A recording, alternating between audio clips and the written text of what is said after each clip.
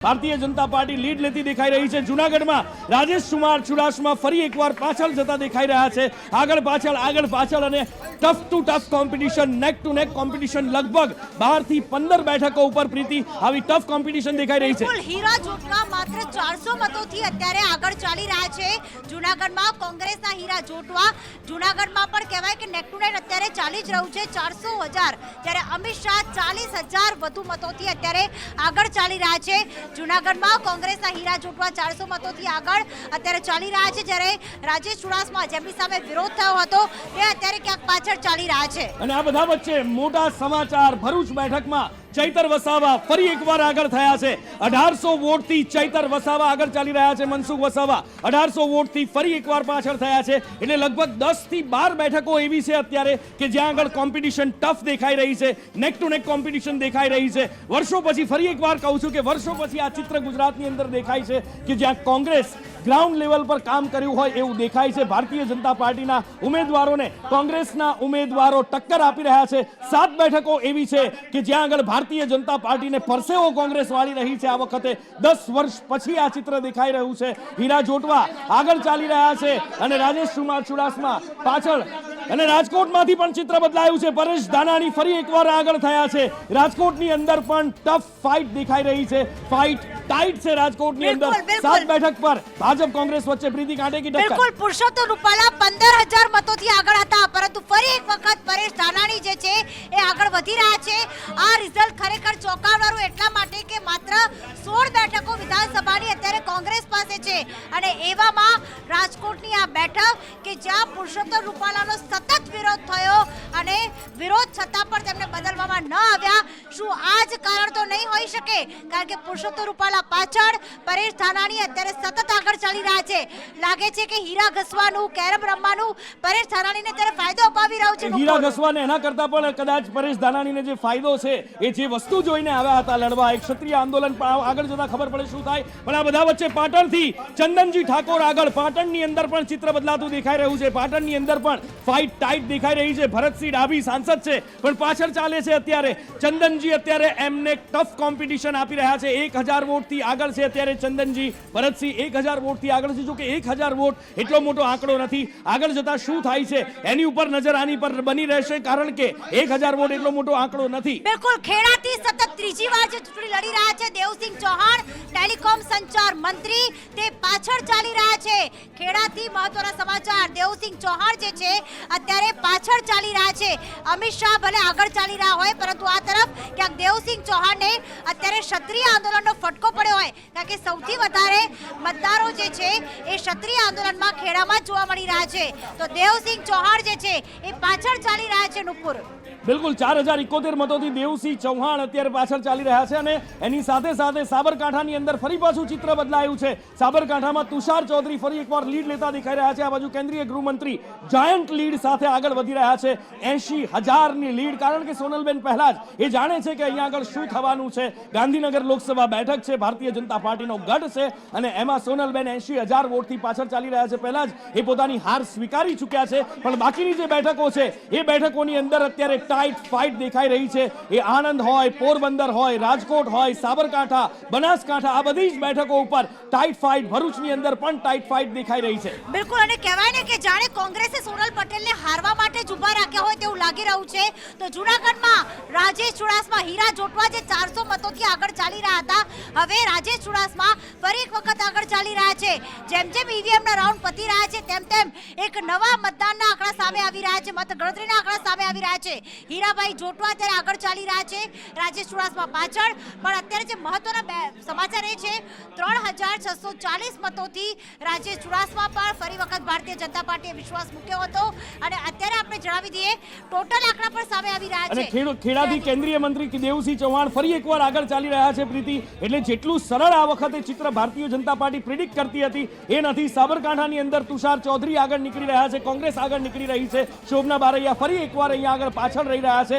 પણ આ બધાની અંદર જે વોટની લીડ છે 1000 થી 2000 અથવા 3000ની લીડ છે, એટલે અહીંયા આગળ ટાઈટ ફાઇટ છે, કહેવું કંઈ બેમત નહીં હોય એમાં। અને આ બધા વચ્ચે એક મોટું અપડેટ આવી રહ્યું છે, પ્રીતિ પાસેથી જાણી। પ્રીતિ, બનાસકાંઠા બનાસકાંઠાથી મોટા સમાચાર, ગેનીબેન ઠાકોર પાછળ ચાલી રહ્યા છે. શરૂઆતમાં અડધો કલાકમાં ગેનીબેન ઠાકોર સતત આગળ ચાલી રહ્યા હતા, પણ હવે રેખાબેન ચૌધરી આગળ ચાલી રહ્યા છે. બનાસકાંઠામાં ગેનીબેન ઠાકોર બનાસની બેટી પાછળ થઈ ગયા છે. બનાસકાંઠાથી મહત્વના સમાચાર, કોંગ્રેસના ગેનીબેન ઠાકોર પાછળ ચાલી રહ્યા છે. રેખાબેન ચૌધરી જે છે આગળ, ગેનીબેન ઠાકોર 2000 મતોથી અત્યારે પાછળ ચાલી રહ્યા છે. આ કોઈ મોટો આંકડો નથી. ગમે ત્યારે ઈવીએમ ની લીડ મળશે ત્યારે ચોક્કસથી ગેનીબેન ફરી વખત આગળ નીકળી શકે છે. નુપુર અમારી સાથે જોડાઈ ગયા છે. પ્રીતિ, અત્યારે મતગણતરી ચાલી રહી છે અને લોકશાહીનો પર્વ જે ઉજવાતો હોય, કેવો ઉજવાતો હોય, સંદેશ ન્યૂઝનો ન્યૂઝરૂમ મારે તમને બતાવવો છે. સંદેશ ન્યૂઝના ન્યૂઝરૂમની અંદર આઉટપુટ હેડ છે મનીષ, અને અત્યારે સતત અપડેટ લઈ રહ્યા છે. એસોસિએટ એડિટર કીર્તન પટેલ છે, એ સતત બેઠા છે અને એક એક આંકડો દર સેકન્ડે આંકડા બદલાઈ રહ્યા છે. બધા જ સહયોગીઓ અહીંયા આગળ બેઠા છે અને જબરજસ્ત માહોલ અત્યારે ચાલી રહ્યો છે. જોરદાર માહોલ ચૂંટણીનો ચાલી રહ્યો છે. જો કે હમણાં બધા જ અગ્રેસિવ મોડની અંદર હતા. જેવો કેમેરો આવ્યો બધા થોડા સ્વસ્થ થયા છે, પણ માહોલ જબરજસ્ત જામેલો છે. જુગી, આ વખતની જે ચૂંટણી છે અલગ દેખાઈ રહી છે બીજા કરતા. બિલકુલ અલગ દેખાઈ રહી છે અને જે રસાકસીનો જંગ છે ને અહીંયાની જે ઉર્જા તમે કહી શકો કે સંદેશમાં જબરદસ્ત છે. જે આંકડા દેખાઈ રહ્યા છે અને સાથે જબરદસ્ત રીતે આપ જોઈ રહ્યા છો કે કેવો, મતલબ કહી શકાય કે સાંજના 7 વાગ્યા સુધી ચિત્ર સ્પષ્ટ થશે ત્યાં સુધી આ એનર્જી સંદેશ પર બિલકુલ આ એનર્જી અત્યારે દેખાઈ રહી છે. કિન્નરી એનર્જી જોરદાર દેખાઈ રહી છે અત્યારે સંદેશના ન્યૂઝરૂમની અંદર. ભારતીય જનતા પાર્ટીની ફરી એકવાર સરકાર દેખાઈ રહી છે. જે પ્રિડિક્ટ કરવામાં આવ્યું હતું એ પ્રમાણે પણ જે મિનિટે મિનિટ, સેકન્ડે સેકન્ડ આંકડા બદલાઈ રહ્યા છે, એની એક ઉર્જા, એની એક એનર્જી, એની એક મજા જુદી દેખાઈ રહી છે. બિલકુલ નુપુર, એનર્જી જે છે અત્યારે અહીંયા સંદેશના ડેસ્ક ઉપર ફીલ થઈ રહી છે, સંદેશ ન્યૂઝ ઉપર, અને ચોક્કસથી આપણા જે દર્શકો છે એ આ એનર્જી ફીલ કરી રહ્યા હશે, કારણ કે જે રસાકસી જોવા મળી રહી છે અત્યારે આપને સીધા આંકડાઓ અત્યારે બતાવીએ. બિલકુલ કાંટે કી ટક્કર, સતત કાંટે કી ટક્કર, કારણ કે કોંગ્રેસ 7 બેઠકો પર આગળ ચાલી રહી છે. કાંટે કી ટક્કર જોવા મળી રહી છે. ગુજરાતની 25 માંથી 7 બેઠક પર ભાજપ કોંગ્રેસ વચ્ચે કાંટે કી ટક્કર છે.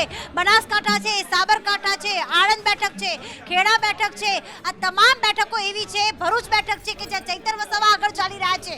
મનસુખ વસાવાને પાછળ છોડીને ચૈતર વસાવા ઇન્ડિયા ગઠબંધનના નેતા ત્યાં આગળ ચાલી રહ્યા છે. લાગે છે કે લોકોની લાગણી જે છે ચૈતર વસાવા સાથે જોડાયેલી છે.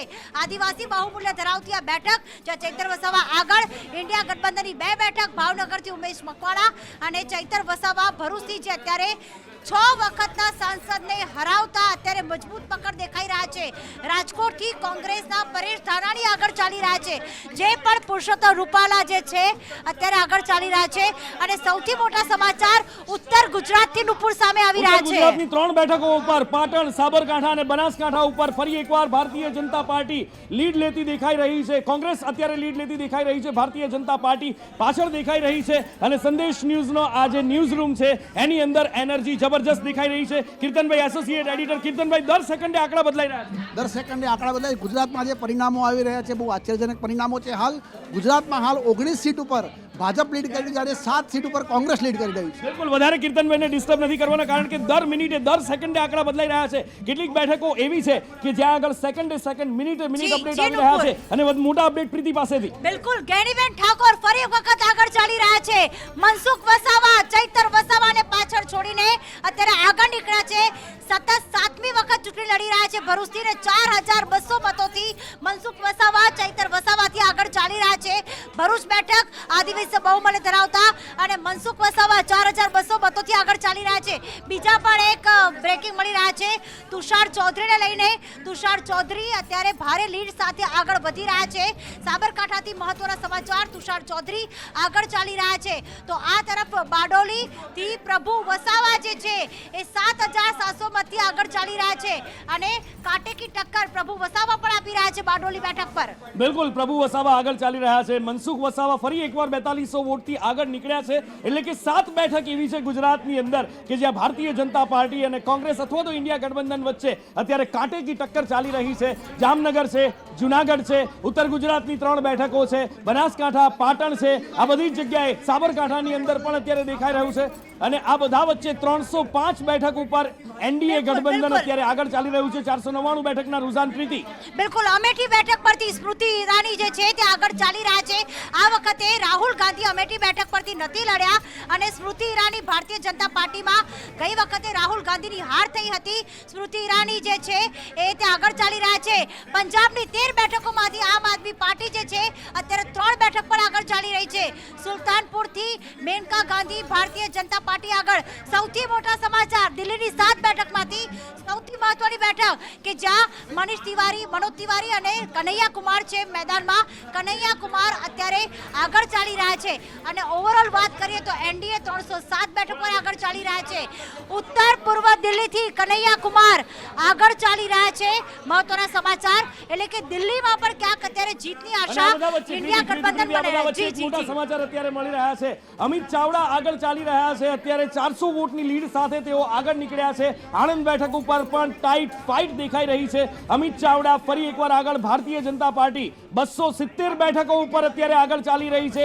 માત્ર 2 બેઠકો બાકી છે. 270 એટલે કે 272 બહુમતીનો આંક પાર કરવાને 303 2019 ની અંદર આગળ જીતી હતી અને હવે 270 બેઠક પર આગળ અમિત ચાવડા 4062 મતોથી અત્યારે આગળ ચાલી રહ્યા છે. મિતેશ પટેલનું ટેન્શન તેઓ વધારી રહ્યા છે. ગુજરાતની 6 બેઠક એવી છે કે જ્યાં કાંટે કી ટક્કર. મોટા અપડેટ પ્રીતિ. બિલકુલ મોટા અપડેટ એ આવી રહ્યા છે કે રાજકોટ બેઠક પરથી કે જ્યાં ફરી એક વખત પરેશ ધાનાણીને પાછળ છોડીને પુરુષોત્તમ રૂપાલા કેન્દ્રીય મંત્રી સતત વિરોધ તેમ છતાં આગળ ચાલી રહ્યા છે.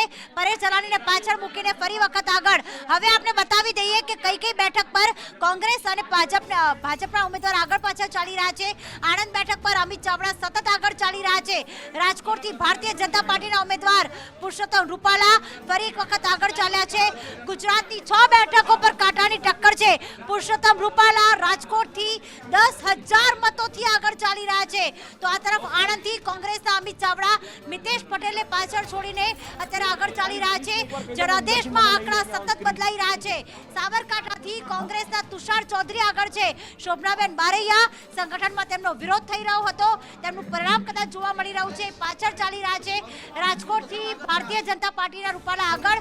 તો ભરૂચથી પણ મહત્વના સમાચાર, ચૈતર વસાવાને પાછળ છોડીને મનસુખ વસાવા અત્યારે આગળ ચાલી રહ્યા છે.